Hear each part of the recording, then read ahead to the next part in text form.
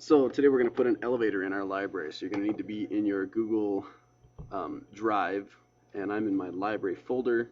Open up Revit Objects, and we're going to use Elevator Beginner.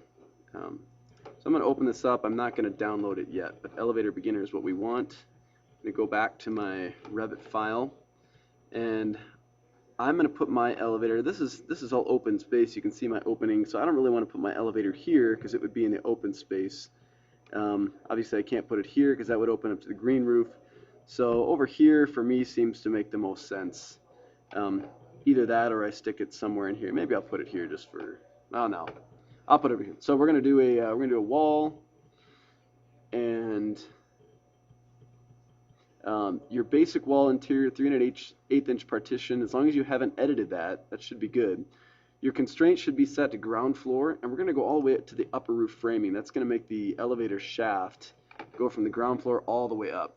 So you need to create approximately, let's see, I'm going to do about a 10-foot wall, just to be long enough. And anything longer than that doesn't really matter how long it is.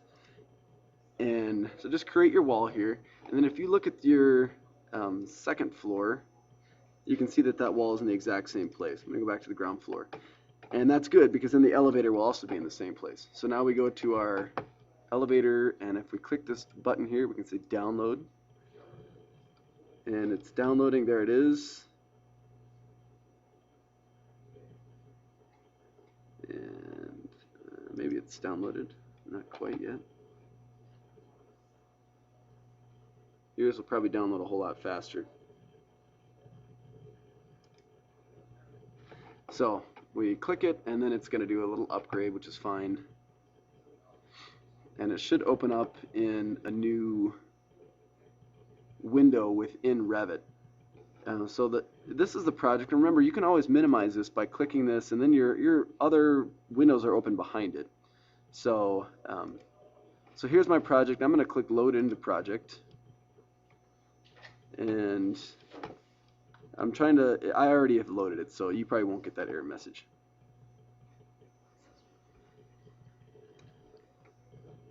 So we're going to load this into the project, and I'm going to move it over to here. So it didn't show up in mine. It probably will show up in yours, but if it doesn't, you can click Component, and it should be right there. So if I move close to this wall, it will appear. You can see that if you don't have a wall there, it doesn't show up. It has to attach to something. So I want it to open up so that the door is facing up here. And if you look in, you might want to take note of your measurements. I'm going to set mine so it's at 5 feet from the left-hand side, if I can. There it is. I'm going to place that. And then I'm going to go to the second floor. I'm going to do the same thing. I'm going to place this one, go back to Component, it should still be there, and place it 5 feet from the left-hand side, just so it's in a consistent location, because you're just placing a graphic, and there it is. Now at this point, you just need to place your walls and put this thing where you want it to go. If you move this wall here, so let's click Modify. If you move this wall here, it'll move this elevator, but it also move the elevator on the other floor because they're both connected to that wall. So it works out quite well. So as long as I initially place it where it needs to go, then we should be in good shape. And then again, you just need to draw your walls in there however you want them to go from that point. When you finish drawing your walls, you need to double check your constraints, because I noticed that mine changed. So I'm going to go back to the ground floor. It says ground floor up to upper roof framing again. Otherwise, you'll be a little frustrated when you find out later on they weren't actually connected. So I'm going to trace these around and then click Modify.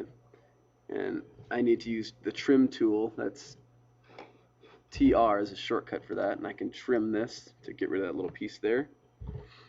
And that looks decent. I think I like where that is. So if we do the view from inside the library, then you'll be able to see how this thing ultimately turned out.